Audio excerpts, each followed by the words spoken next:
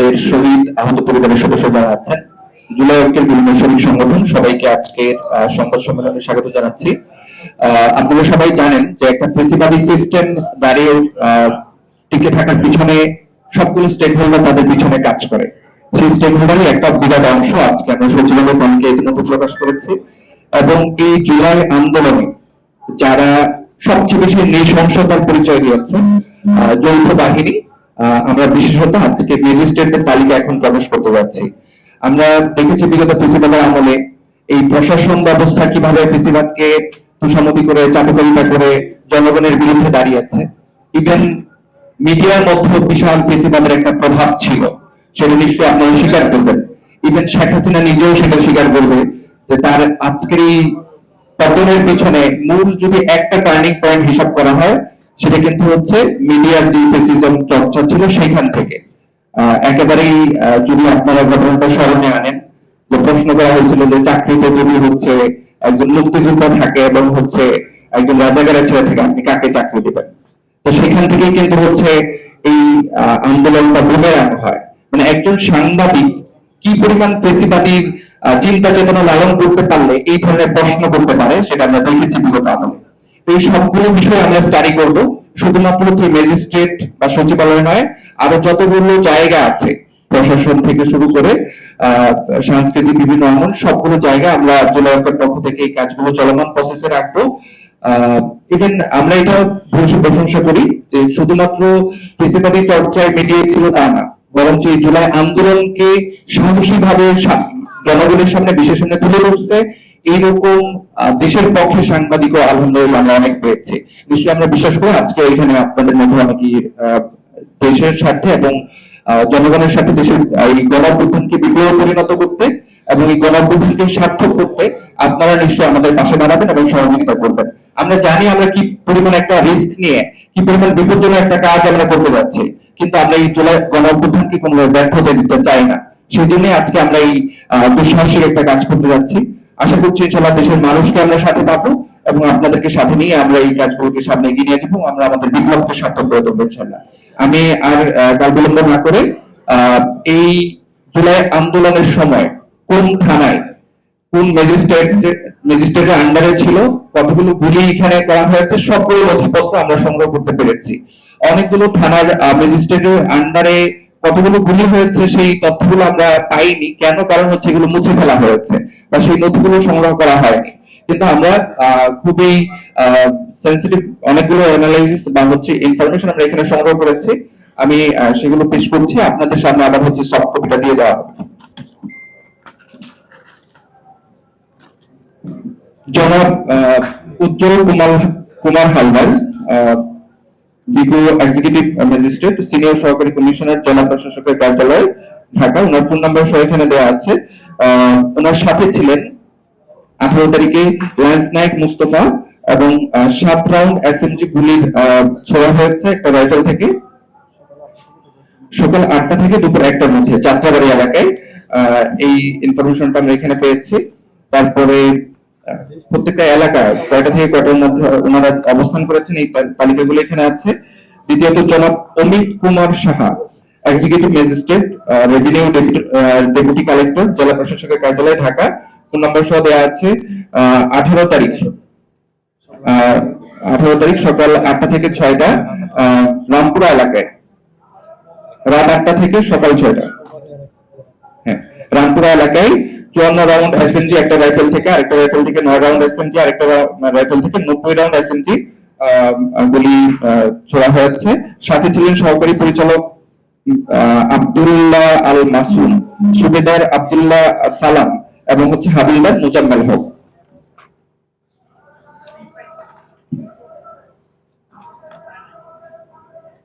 মতিঝিল আরামবাগ এলাকায় ছিলেন জনাব শামসুজ্জাহান কনক, এক্সিকিউটিভ ম্যাজিস্ট্রেট, সিনিয়র সহকারী কমিশনার। এখানে ওনার ওই এলাকাতে অবস্থান করেছেন। ওই এলাকায় আমরা জানি নৃশংস হত্যাকাণ্ড পরিচালনা হয়েছে, কিন্তু রাইফেল থেকে কত গুলি ছোড়া হয়েছে সেই তথ্যটা আমরা পাইনি।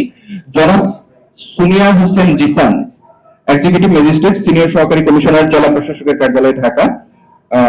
19 তারিখে সকাল 8টা থেকে দুপুর 1টা পর্যন্ত রামপুরের টিভি ভবন এলাকায় বিভিন্ন রাইফেল থেকে অনেকগুলো গুলি ছোড়া হয়েছে।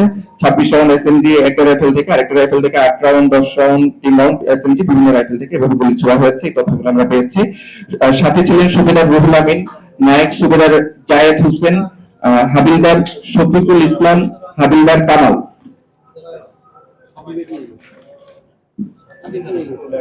সাথে আরো ছিলেন নায়েক দেলওয়ার হোসেন, নায়েক রাজাউল, নায়েক আলমগীর, লেন্স নায়েক মুস্তফা হাবিলদার, শফিকুল ইসলাম, নায়েক শেখ শহীদ আল মামুন।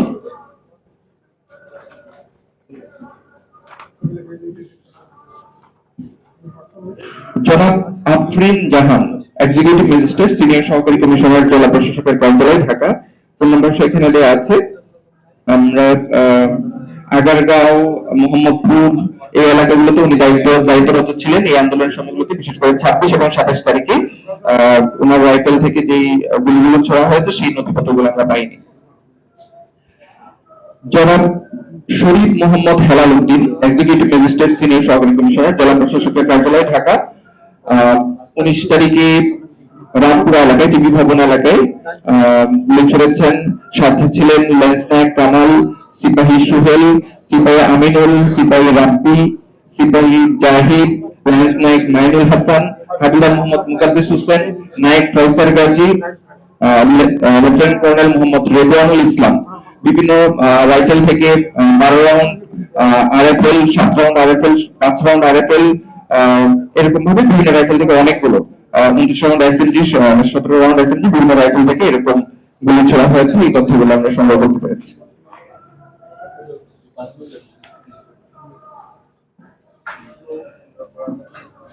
জনাব অং মাচিং মালমা, এক্সিকিউটিভ ম্যাজিস্ট্রেট, সহকারী কমিশনার, জেলা প্রশাসকের কার্যালয়, ঢাকা।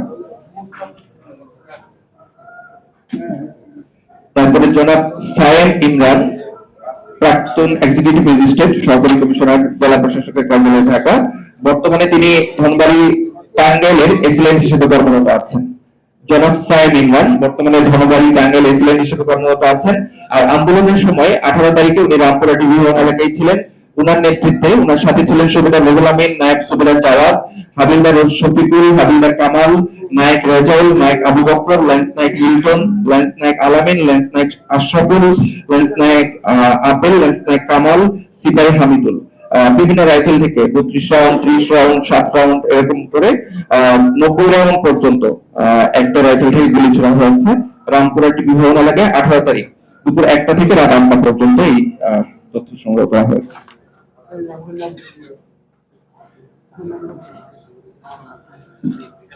জনাব সাদিয়া আক্তার বর্তমানে নারায়ণগঞ্জ সদরের এসিলেন্ট হিসেবে কর্মরত আছেন। আন্দোলনের সময় উনি ছিলেন এক্সিকিউটিভ ম্যাজিস্ট্রেট, সহকারী কমিশনার, জেলা প্রশাসকের কার্যালয়, ঢাকা। দায়িত্ব ওনার আন্ডারে হচ্ছে 18 তারিখে 22 তারিখ 29 তারিখে হচ্ছে ওনার দায়িত্বরত অবস্থায় ছিল। যে জায়গাগুলোতে আন্দোলনের সময় নৃশংস হত্যাকাণ্ড পরিচালনা করা হয়েছে, কিন্তু নথিগুলো হচ্ছে মুছে ফেলা হয়েছে, আমরা নথিগুলো সংগ্রহ করতে পারি। মাহমুদুল হাসান রাসেল, এক্সিকিউটিভ ম্যাজিস্ট্রেট, সহকারী কমিশনার, উনি মোহাম্মদপুর এলাকায় উনি দায়িত্বরত ছিলেন। এখানে আমরা নথি সংগ্রহ করতে পারিনি। তারপরে জনাব মোহাম্মদ জাকির হোসেন, এক্সিকিউটিভ ম্যাজিস্ট্রেট, সহকারী কমিশনার, ধানমন্ডি রাজস্ব, ঢাকা। সাবেক জনপ্রশাসন মন্ত্রী ফরহাদ হোসেনের রিলেটিভ, ছাত্রলীগ নেতা, বর্তমান জেলার এসিলেন্ট হিসেবে কর্মরত আছেন। আপনারা চিন্তা করতে পারলে মানে দেখলেই চিন্তা করতে পারবেন, ছাত্রলীগ নেতা হিসেবে ভূমিকায় ছিলেন, জেলার এসিলেন্ট হিসেবে রানিং কর্মরত আছেন এখনো পর্যন্ত।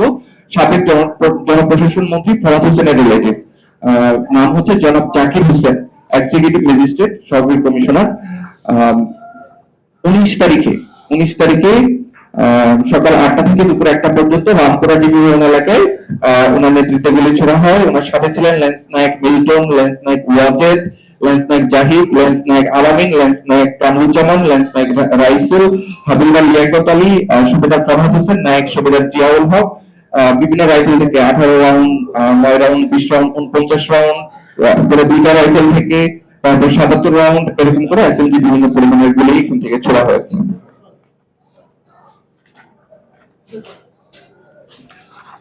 জনাব শাইখা সুলতানা, এক্সিকিউটিভ ম্যাজিস্ট্রেট সহকারী কমিশনার, বর্তমানে শিবচর মাদারীপুরে এসএলএন হিসেবে কর্মরত আছেন। জনাব শাইখা সুলতানা শিবচরে কর্মরত আছেন এখন এসএলএন হিসেবে। 22 তারিখ 26 তারিখ ওনার যে দায়িত্বে ছিলেন ঢাকা জেলা মহানগর এলাকায় এবং সায়েদাবাদ এলাকায় যে জায়গাগুলোতে গুলি ছোড়া হয়েছে, এই জায়গায় ওনার দায়িত্বে এই জায়গাগুলো ছিল। আমরা এখানে গুলি রাইফেল থেকে কত ছোড়া হয়েছে এই তথ্যটা সংগ্রহ করতে পারিনি। এই ছিল হচ্ছে ম্যাজিস্ট্রেটের আন্ডারে যে জায়গাগুলো ছিল এবং যে গুলিগুলো ছোড়া হয়েছে, যে তথ্যগুলো আমরা সংগ্রহ করতে পেরেছি তার একটা সংক্ষিপ্ত তালিকা। আমাদের কাজ এখনো পর্যন্ত চলমান আছে এবং এটা আমরা চলমান রাখবো ইনশাআল্লাহ।